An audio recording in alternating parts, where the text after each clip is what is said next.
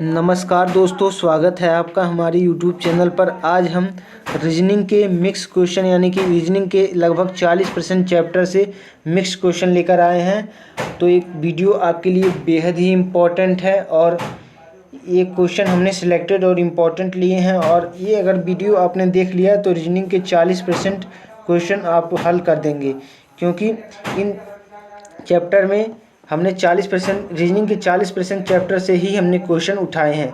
तो वीडियो को पूरा देखिएगा। उम्मीद करते हैं आप बहुत अच्छी तरीके से वीडियो को समझने का प्रयास हम कराएंगे। तो वीडियो को चलिए शुरू करते हैं। और 15 क्वेश्चन MCQ हैं और आप लास्ट में बताइएगा कि हमने 15 में कितना क्वेश्चन सही किया है। तो वीडियो की शुरुआत करते हैं। कह रहा है दोस्तों, पहले हम क्वेश्चन को पढ़ेंगे। कह रहा है, यदि आज बुधवार है तो अगले रविवार के 25 दिन बाद कौन सा दिन होगा। तो हम एक पाई पाड़ लेंगे, यहाँ पर लिख लेंगे आज। ये आज है, आज बुधवार है। कौन सा दिन है आज? बुधवार है। फिर कह रहा है कि अगले रविवार के 25 दिन बाद।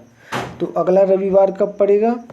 यानी कि आज बुध है तो बुध के बाद शुक्र होगा, शुक्र के बाद शनिवार, बुध के बाद बृहस्पतिवार होगा, बृहस्पतिवार के बाद शुक्रवार होगा, शुक्रवार के बाद शनिवार, यानी कि इसके बाद रविवार। रविवार हमारा यहाँ पड़ेगा।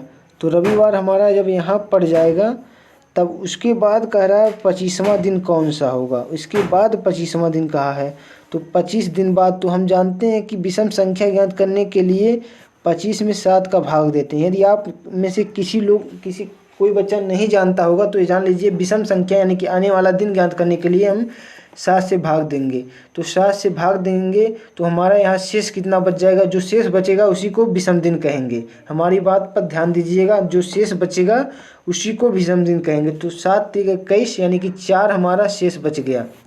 तो 4 हमारा शेष बच गया, यानी कि जो ये रविवार है इससे हम 4 बहाकर कर देंगे। तो 4 जब बहाएंगे हम, तो 4 बहाएंगे तो आज हमारा रविवार है। रविवार के 4 दिन बाद कौन सा दिन होगा? तो रविवार, सोमवार, शनिवार, रविवार के बाद सोमवार आएगा, फिर मंगलवार आएगा, फिर बुधवार आएगा, फिर बृहस्पतिवार आएगा। यानी कि हमारा दिन जो आने वाला है 25वां दिन बाद वो हमारा बृहस्पतिवार होगा। तो बृहस्पतिवार किस विकल्प में है? तो बृहस्पतिवार ऑप्शन सी में है। तो ऑप्शन सी हमारा राइट हो जाएगा। उम्मीद है आप बहुत अच्छी तरीके से समझे होंगे। नेक्स्ट क्वेश्चन देखते हैं। अगर नहीं समझ में आया हो तो नेक्स्ट क्वेश्चन देख सकते हैं। कह रहा कि यदि माह का तीसरा दिन सोमवार है तो निम्नलिखित में से उस माह के 21वें से आगे 5वां दिन कौन सा होगा। तो हमारी बातों को ध्यान दीजिएगा। कह रहा माह का तीसरा दिन सोमवार हो तो हमारी 3 तारीख को हो गया सोमवार। 3 तारीख को हो गया सोमवार। कह रहा कि उस माह के 21वें से आगे 5वां दिन कौन सा होगा। 21वें से आगे 5वां दिन। तो 21वें से आगे 5वां मतलब हम 21 में 5 को जोड़ देंगे। इसमें 21 में 5 को जोड़ देंगे तो हमारा हो जाएगा 26। 21 में 5 को जोड़ देंगे जब हम, तो हमारा हो जाएगा 26। यानी कि हमें 26वां दिन ज्ञात करना है। उसका मतलब है 21वें से आगे 5वां दिन, यानी कि हमें 26वां दिन ज्ञात करना है। तो हम महीने का पहला दिन पहले ज्ञात करेंगे। यदि 3 तारीख को सोमवार है तो 1 तारीख को कौन सा दिन होगा? 3 को सोमवार है तो 2 को होगा हमारा रविवार और 1 तारीख को होगा शनिवार। यानी कि पहला दिन हमारा शनिवार है तो 26वां दिन कौन सा होगा? तो 26 में से हम 1 को घटा देंगे तो हमारा हो जाएगा 25। 25 में 7 का भाग दे देंगे तो 7 त्रिक 21 हो जाएगा। 7 त्रिक 21 हो जाएगा और हमारा बचेगा 4 शेष। 4 शेष हमारा बच जाएगा। 7 त्रिक 21 यानी कि 4 शेष हमारा बच जाएगा। तो हम शनिवार में 4 शेष जोड़ देंगे। शनिवार में 4 शेष जोड़ देंगे तो शनिवार के बाद आएगा रविवार, सोमवार, मंगलवार और बुधवार। चौथे नंबर पर आएगा हमारा बुधवार। तो बुधवार हमारा राइट आंसर होगा। यहाँ पर ऑप्शन डी हमारा राइट आंसर होगा। नेक्स्ट क्वेश्चन देखते हैं।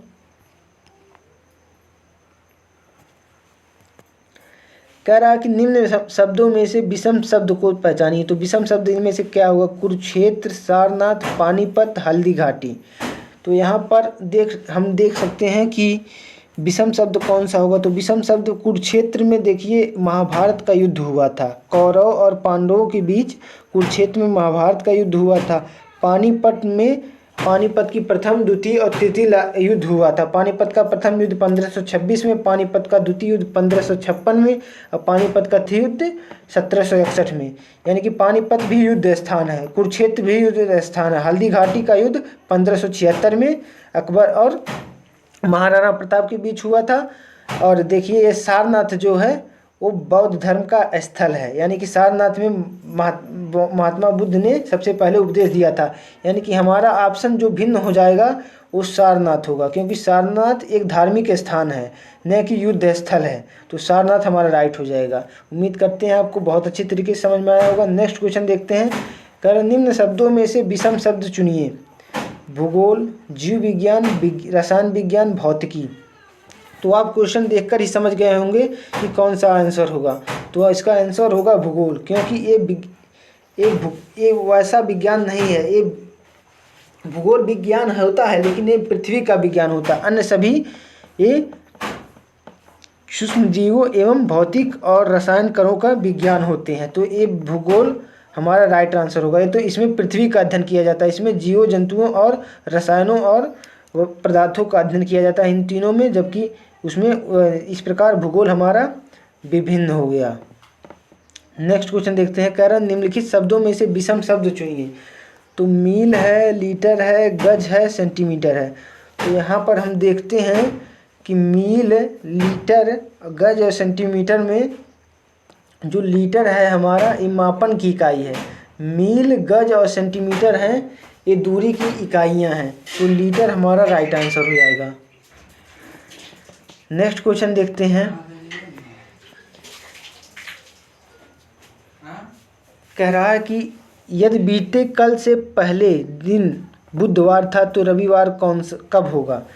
यहाँ पर हम आज का दिन, यह क्वेश्चन हल करने के लिए सबसे पहले हम आज का दिन ले लेंगे, एक पाई खींचेंगे, कहेंगे ये आज का दिन है।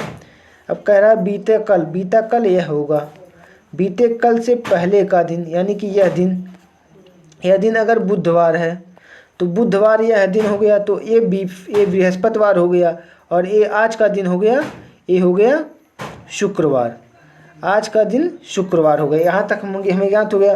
कह रहा कि बुधवार था तो रविवार कब होगा। रविवार यानी कि आज शुक्रवार है तो कल होगा शनिवार और फिर परसों होगा रविवार।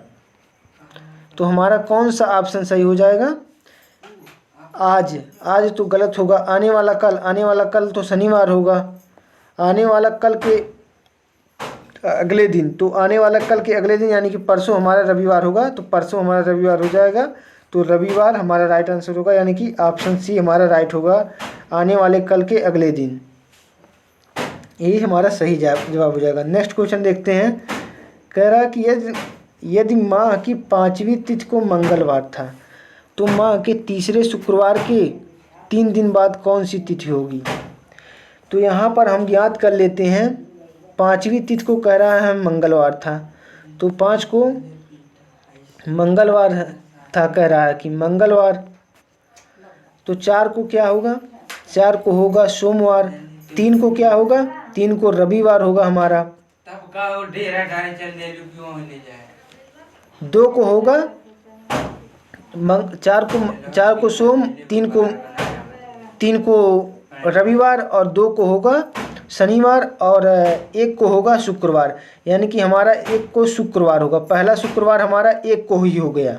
यहाँ पर ध्यान दीजिएगा, 1 को हमारा शुक्रवार हो गया, पहला शुक्रवार। अब कह रहा है कि माह के तीसरे शुक्रवार, तो तीसरा शुक्रवार कब होगा?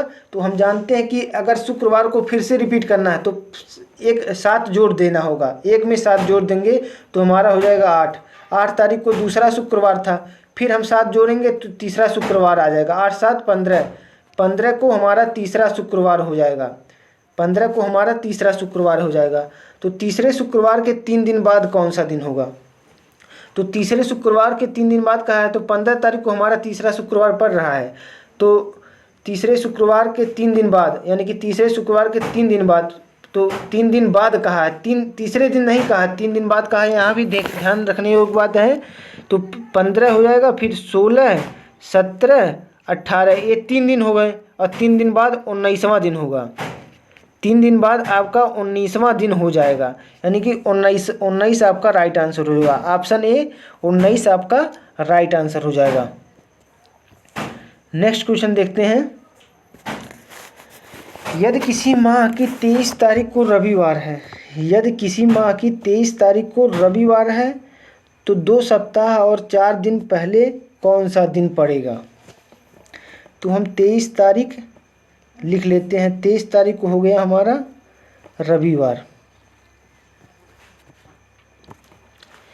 अब यहाँ एक पॉइंट और लिख लीजिएगा कि अगर 2 सप्ताह कहे, 52 सप्ताह यहाँ पर कहे, चाहे 100 सप्ताह कहे, चाहे 1000 सप्ताह कहे, इससे कोई मतलब नहीं है।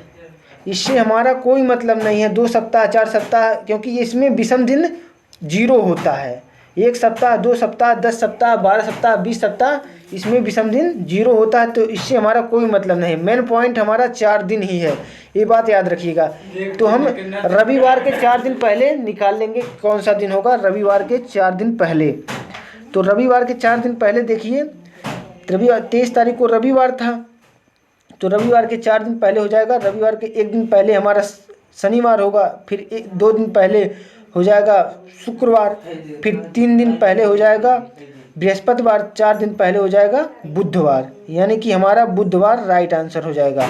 बुधवार इस क्वेश्चन का हमारा राइट आंसर होगा। ऑप्शन बी इस क्वेश्चन का राइट आंसर हो जाएगा। नेक्स्ट क्वेश्चन देखते हैं। कह रहा है कि 27 मार्च 1995 को सोमवार था, 1 नवंबर 1994 को कौन सा दिन होगा? तो 27 मार्च 1995 को सोमवार कह रहा है कि फिर 1 नवंबर 1994 को कौन सा दिन है, यही पूछ रहा है। तो इस क्वेश्चन को हल कैसे करेंगे, आइए देखते हैं। तो यहाँ पर हमें महीनों में विषम दिन ज्ञात करना है। तो ध्यान से देखिएगा, पहले हम नवंबर से, पहले हम मार्च, इसमें है मार्च, 27 मार्च 1995, फिर 1 नवंबर 1994, यानी कि पीछे गया है। तो हम 1 नवंबर से गिनती चालू करेंगे, यानी कि नवंबर में विषम दिन कितने होते हैं यह ज्ञात करना होगा।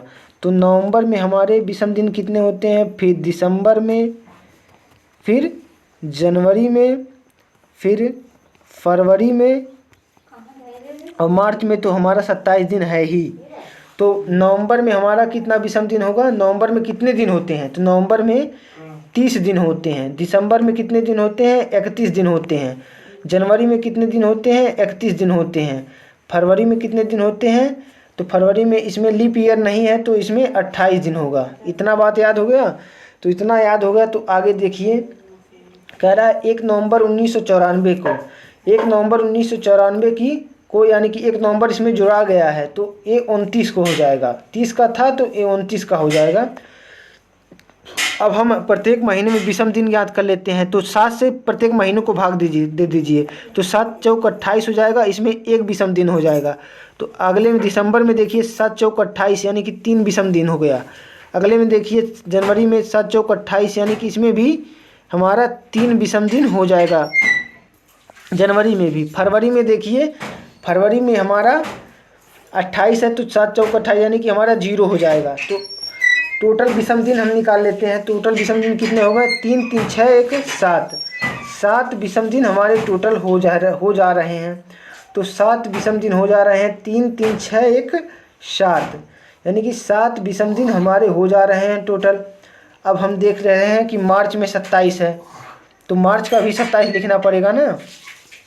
तो मार्च में 27 है तो इसको 7 से भाग देंगे, तो 7 चौक 28, यानी कि इसमें 7 त्रिक 21, यानी कि इसमें 6 विषम दिन बच रहा है। और ये जो इसमें 7 दिन विषम दिन बच रहा है, तो 7 से भाग देने पर 7 6 मतलब दोनों को आप एक काम करिए, आप दोनों को जोड़ लीजिए, 7 और 6, तो 13 हो गया आपका विषम दिन।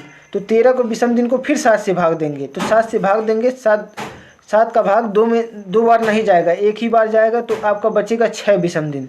तो 6 विषम दिन बचेगा, तो आप सोमवार में 6 घटा दीजिए, 6 घटा देंगे या 6 जोड़ देंगे तो आपका आंसर कितना हो जाएगा, मंगलवार।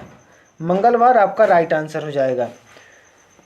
तो उम्मीद करते हैं यह क्वेश्चन भी आपको समझ में आ रहा होगा। थोड़ा टिपिकल था लेकिन बहुत आसान था।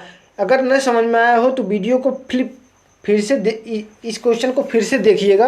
आपको बहुत बेहतरीन तरीके से हमने समझाया है, तो आपको बहुत बेहतरीन तरीके से समझाया है और समझ में बहुत अच्छी तरीके से आ जाएगा। नेक्स्ट देख लेते हैं क्वेश्चन। नेक्स्ट क्वेश्चन रक्त संबंध से संबंधित क्वेश्चन है, याद रखिएगा। कह रहा कि यक्स वाई दोनों बच्चे हैं, यक्स और वाई दोनों बच्चे हैं। एक नीचे लिख लेते हैं, थोड़ा समझने में आसानी होगी। यक्स और वाई ये दोनों बच्चे हैं, तो यक्स और वाई दोनों बच्चे हैं। अब कह रहा कि जेड यक्स का पिता है, ये पिता हैं जेड यक्स के पिता हैं जेड। अब कह रहा है लेकिन परंतु वाई जेड का पुत्र नहीं है, वाई जो है वो जेड का पुत्र नहीं है, ये पुत्र नहीं है, इनका पुत्री हो सकती है। याद रखिएगा एक बात है, कह रहा कि वाई जो है वो जेड की पुत्र नहीं है लेकिन पुत्री हो सकती है, क्योंकि ये दोनों बच्चे हैं ना, एक ही बच्चे हैं, तो ये पुत्री हो सकती है लेकिन पुत्र नहीं हो सकता है। तो कह रहा कि वाई का और जेड में क्या संबंध है, वाई के में और जेड में क्या संबंध हो सकता है, विकल्पों के अनुसार बताना है। तो बहन भाई का हो सकता है, तो बहन भाई का नहीं होगा, क्योंकि ये बच्चे हैं, ये दोनों बहन भाई हैं, तो बहन भाई में नहीं होगा। और जेड का वाई से संबंध बताना है, तो भांजी और मामा का होगा, भांजी और मामा का भी नहीं होगा, ये भी नहीं होगा। पुत्री और पिता का होगा, हाँ यह पुत्री और पिता का हो सकता है, क्योंकि जेड का पुत्र नहीं है वाई, ये पुत्री ही होगा। पुत्र नहीं है तो पुत्री ही होगा। तो यहाँ पर ऑप्शन सी हमारा राइट हो जाएगा, ऑप्शन सी करेक्ट आंसर हो जाएगा। नेक्स्ट क्वेश्चन देखते हैं। नेक्स्ट क्वेश्चन कह रहा है, एक आदमी ने एक महिला से कहा, आपके भाई का एकमात्र पुत्र मेरी पत्नी का भाई है, वह महिला उस आदमी की पत्नी से किस प्रकार संबंधित है। आइए देखते हैं क्वेश्चन को कैसे हल करेंगे। कह रहा है एक आदमी ने एक महिला से कहा, तो कोई आदमी है, मान लीजिए कोई आदमी मान लिए, तो एक महिला से ये कह रहा है, महिला से क्या कह रहा है, आपके भाई का एकमात्र पुत्र, यानी कि महिला से कह रहा है कि आपके भाई, यानी कि महिला के भाई का एकमात्र पुत्र, महिला के भाई का याद रखिएगा एकमात्र पुत्र है। तो पुत्र मेरी पत्नी का भाई है, तो आदमी की पत्नी का भाई है ये पुत्र, इनकी महिला के भाई का एकमात्र पुत्र पत्नी का भाई है, यानी कि ये भी इनके पिता हो गए, इनके पत्नी के पिता ये इस महिला के भाई भी हो गए। जब इस महिला के भाई भी हो गए तो कह रहा कि उस आदमी का पत्नी से किस प्रकार संबंधित है, उस आदमी की पत्नी से किस प्रकार संबंधित है वह महिला। तो महिला जो होगी वो इनके भाई है, इनके पत्नी का पिता है, पिता की बहन है। जो पिता की बहन क्या लगेंगी, आप ही बताइए, आपके पिता की बहन आपकी क्या लगेंगी। तो आपकी पिता की बहन जो होंगी वो आपकी बुआ ही लगेंगी ना, तो बुआ आपका राइट आंसर होगा, बुआ आपका राइट आंसर हो जाएगा। नेक्स्ट क्वेश्चन देखते हैं। कह रहा कि सुनीता लड़कियों की एक पंक्ति में दोनों छोर से 11वें स्थान पर है। सुनीता जो है लड़कियों की एक पंक्ति में दोनों छोर से 11वें स्थान पर है, उस पंक्ति में कितनी लड़कियां हैं। तो ऐसे क्वेश्चनों को ज्ञात करने के लिए हम 11 का 2 में गुणा कीजिए और 1 घटा दीजिए, यानी कि 22 में से 1 गया, आपका 21 हो गया। आप कहेंगे कि ऐसा क्यों कर दिए, ये तो हमारी शॉर्ट ट्रिक थी, लेकिन हमने ऐसा क्यों किया। कह रहा कि सुनीता है, इस छोर से भी वह 11वें स्थान पर है और इस छोर से भी 11वें स्थान पर है, यानी कि इस सुनीता के इस बगल भी 10 लड़कियां हैं और इस बगल भी 10 लड़कियां हैं। जब 10 लड़कियां इधर हैं 10 लड़कियां इधर हैं तो 10 10 20 हो गया। और सुनीता 1 है तो 21 हो गया, तो हमारा 21 हो जाएगा। तभी हमने कहा कि 11 में 2 का गुणा कीजिए और 1 घटा दीजिए, तो हमारा 21 जिस ऑप्शन में होगा तो 21 ऑप्शन बी में है, तो ऑप्शन बी हमारा राइट आंसर हो जाएगा। नेक्स्ट क्वेश्चन देखते हैं। कह रहा है कि सीमा का छोटा भाई सोहन, सीमा का छोटा भाई सोहन सीता से आयु में बड़ा है, श्वेता दीप्ति से छोटी है, किंतु सीमा से आयु में बड़ी है। आयु में सबसे बड़ी कौन है? तो आइए क्रम व्यवस्थित करते हैं कि कौन होगा। कह रहा कि सीमा का छोटा भाई सोहन, तो सीमा का छोटा भाई जब सोहन है तो सीमा को हमने यहाँ लिख दिया। सीमा का छोटा भाई सोहन है तो सीमा से सोहन छोटा होगा ना, तो सोहन नीचे भाई हो सकता, सोहन भाई साहब नीचे हो गए। उसके बाद कह रहा कि सोहन सीता से आयु में बड़ा है। अब सीता से आयु में बड़े हैं सोहन कह रहा है, तो सीता सोहन से भी छोटी होंगी, तो सीता हमारी सबसे नीचे हैं अभी। फिर क्या कह रहा है, श्वेता दीप्ति से छोटी है, तो इसमें भी श्वेता का और दीप्ति का उल्लेख नहीं हुआ है, तो आगे की लाइन को पढ़ लेते हैं। किंतु सीमा से बड़ी है, श्वेता दीप्ति से छोटी है किंतु सीमा से बड़ी है।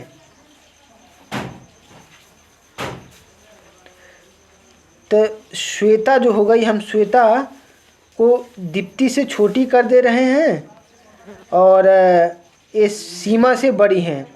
अब इतना हो गया हमारा।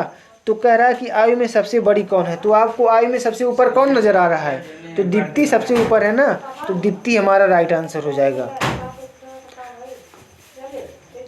59वां प्रश्न है।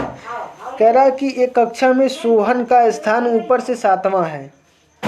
सोहन का स्थान ऊपर से सातवां है, यानी कि हम देख रहे हैं एक कक्षा बना लीजिए, एक कक्षा हो गई हमारी, तो सोहन का स्थान ऊपर से 7वां है। तो सोहन का स्थान जो होगा ऊपर से 7वां होगा और नीचे से 26वां है, तो नीचे से 26वां है। तो यहाँ पर देखिए ऊपर सोहन के कितने बच्चे हैं? ऊपर सोहन के 6 बच्चे हैं और नीचे सोहन के कितने बच्चे हैं? नीचे सोहन के 25 बच्चे हैं।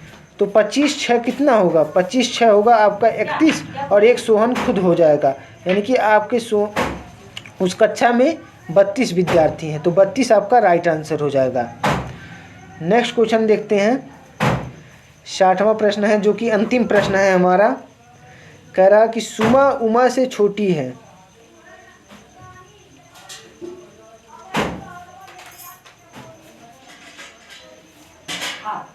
तो सुमा उमा से छोटी हो गई हमारी। अब क्या कह रहा है कि नेहा सुमा से लंबी है। नेहा जो है उस सुमा से लंबी है, तो नेहा को अभी क्लियर स्थान नहीं कहा है, तो सुमा से लंबी है, तो हम यहाँ नेहा को कर लेते हैं, अभी बाद में हम करेंगे। फिर कह रहा कि सुधा उमा से लंबी है। सुधा उमा से लंबी है, तो सुधा जो है उमा से भी लंबी है। आगे क्या कह रहा कि लेकिन हेमा से छोटी है। तो हेमा से छोटी है सुधा, सुधा के लिए कहा गया है लेकिन। आगे क्या कह रहा है, उमा नेहा से लंबी है। तो उमा यहाँ पर देखिए नेहा से लंबी है, तो नेहा का भी व्यवस्था हो गया, नेहा यहाँ रहेगी। अब क्या कहा, इनमें सबसे लंबा कौन है? तो हेमा इनमें सबसे लंबी है, तो हेमा आपका राइट आंसर होगा, बी आपका राइट आंसर हो जाएगा। तो उम्मीद करते हैं यह वीडियो आपको बहुत ही यूजफुल और इन्फॉर्मेटिव लगा होगा। तो प्लीज़ हमारे वीडियो को लाइक कीजिएगा और चैनल पर पहली बार आए हैं तो चैनल को ज़रूर सब्सक्राइब कीजिएगा। और वीडियो देखने के लिए आपका बहुत बहुत धन्यवाद। और जितना क्वेश्चन आप 15 में जितने क्वेश्चन सही किए होंगे कमेंट बॉक्स में ज़रूर लिखिएगा कि 15 में हमने इतना क्वेश्चन सही किया। वैसे तो 15 में 10 क्वेश्चन अगर आप सही किए हैं तो आप बहुत अच्छे विद्यार्थी हैं। तो मिलते हैं नेक्स्ट वीडियो में, तब तक के लिए जय हिंद जय भारत।